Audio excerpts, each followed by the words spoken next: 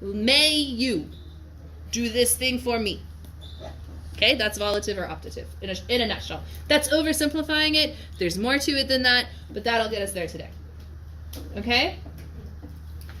We wander ignorant of men, of both men and of locations. Everybody good that I know it's both and because quay. This grammar is so easy. Why did you cut this out, AP people? Not you. I'm not yelling at you guys. I'm so furious with the College Board. And I know you're doing the best you can, AP people, just in case you ever get this. But seriously, this is a good passage. Oh, they got rid of the... Cut out chapter... I don't know. Cut out one of the chapters of Caesar. Yes. Maybe it's because it was long. It's not that long. And it's not that hard. Maybe it's... Well, they also got rid of the little lines on top of the letters, you know. The macrons, yes. Yeah. So, Yeah, that's true. we wander ignorant of both men and of locations, having been driven. So he marked this for us as a perfect passive participle, but that describes so ignari and acti both describe the moose, yes? So having been driven here, hook, to this place, by wind and by vast waves. That's a nice way of saying a really creepy storm put us here. Okay. Yeah. Is it in between pages? Yeah. Sorry. It's fine. It's all good. Okay. Okay. Molta hostia. Many sacrifices will fall for you. So that's a dative of reference. Before your altars by our right hand. And this is the royal we. Yes? Okay? So he's saying, if you help me, and if you tell me who you are, I'll make sure to give you a sacrifice later. Because he's not buying the maiden bit. Right? He's like, whatever, you're a goddess. I don't know who you are, but... but your passage, don't skimp on tonight's passage, because it's really fun. Whenever a teacher says fun, I get really scared. No, because this is the part where, like, as she's leaving, he figures out who she is, and he's like, ah! Yeah, like, you know, the epic poetry equivalent of flipping a table. Okay? Let's go. Ma! Yeah. Okay, so I wanna keep going because oh my god, how are we almost out of time already? Then Venus. We ever having too much fun. It's so true. Okay? So then Venus goes on and she tells, I'm not gonna go through this whole thing translating it because you have Fast Talker to do that for you. But basically she says, you are in Carthage. And here, first she says, oh no, I really am not a goddess. This is just how maidens dress here. Where are you, you asked? You are seeing the Punic kingdoms. Okay, so remember Punic is the Latin word for Phoenician. Okay, which is why even though Phoenicia is on the farthest east part of the Mediterranean that you can possibly get, we're in Africa. Yes, specifically Libya. But there's a little part of it that's called Carthage. Okay. You are seeing the Phoenician kingdoms, the city of the Tyrians, and I don't know what Agonoris means, and I'm out of time. But the Libyan boundaries, a race intractable in war. Okay, so they like to fight. The power of, so Dido holds the power of this Tyrian city, fleeing, I'm going to do like a special thing around here, fleeing her brother. Remember we talked about yesterday, Dido has damage. Here's her damage. Okay? The injury is longai ambagas,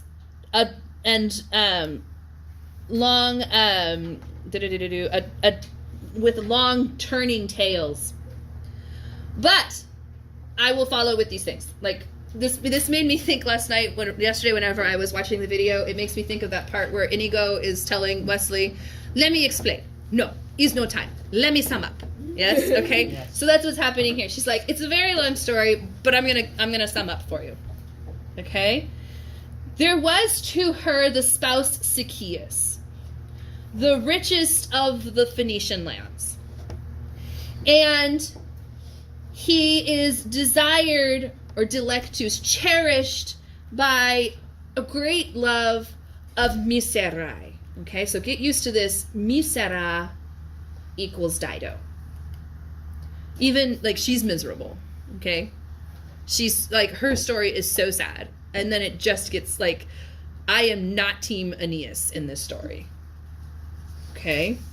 To whom the father had given her untouched. So he was her first love. And joined her first for all, you know, they were married and they were in love, like disgustingly in love. But the brother Pygmalion held the kingdoms of Tyre. And Emanior, he is more, whatever he is, he's more of it. We've switched pages already. Okay? Emanior. Money? No, it's one of those words that I should know. He is greater in wickedness before all others. And a fury, so upon whom among in the middle a madness has come. And then that impious, okay, so remember we just saw Aeneas as pious, and now we have Pygmalion, the brother, impious. Yes? That wicked, don't even translate it, that impious man, superat, kaikus, okay, so he overcame him secretly, the Zacchaeus, and he is blinded, so this is that guy, right? That guy, blinded by his love of gold, secretly overcame him, unknowing, with iron, and he killed him. Securis amorum Germanae. Regardless of, yes, careless, heedless of the loves of his sister. So he doesn't care that this man is the love of his sister's life. Okay, he killed him. And he, for a long time, he hid the deed, and he played the sick lover with a vain hope, pretending, the bad man, malus, the bad man pretending many things. Too soon, darling, too soon, angel. Have your swiftest ships found Wesley yet? Too soon, angel. And he's killed Wesley, he thinks. Yes? Okay? Is that from Harry Potter? No, it is from The Princess Bride. Watch it. That's what this part always reminds me I of. forgot Okay? everything about it. You should go watch it again. So until the image, now the trick here is to know that this is imago imaginus, like imagination, okay? Imago imaginus. So you see imago, and that's, you know, that's the nominative, all right? So until the image of him having been buried, until the image itself of him unburied in humate came to her in her sleep, of her unburied spouse, sorry, they left that there, of her unburied spouse, and he's bearing pallid faces in miserable ways, and he tells her all of this story, and he lays everything bare, and he tells her where all the gold is, and then he tells her how to get out of there, and she goes and she gets her gold, and she gets the people who either are loyal to her or are afraid of Pygmalion because he murdered Zacchaeus in front of the altars and then didn't bury him. Impious. Yes? Okay. So then Dido prepared her flight, and she came here, and so Metus Akirarat, and so they left, and Dux Femina Facti. As a female leader, the deeds are done, basically. Where is that? All the way down at 364. Oh, we're on it. Yeah, I have skipped so much, okay? But Dux Femina Facti is important enough that Mog used to put it on the t-shirts for the girls. Like, the female leader did it. Okay?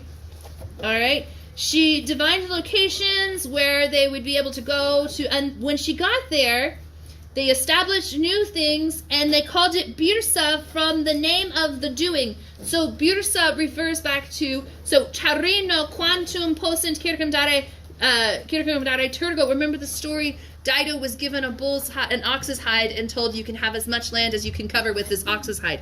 And so she cut it into strips, and they cheated him. Okay? And we'll get to that in a second. Ugh. We're almost done. We're so close. But basically, basically that's the whole story. So she tells them the story of Dido, and it's super sad. And then she says, "But who are you? And what's going on with you?" Yes, like she's not his mother, and she doesn't know his whole story. But like, He's yeah, just that's full really of sad thing is, but I love it. He's my favorite god. Yeah.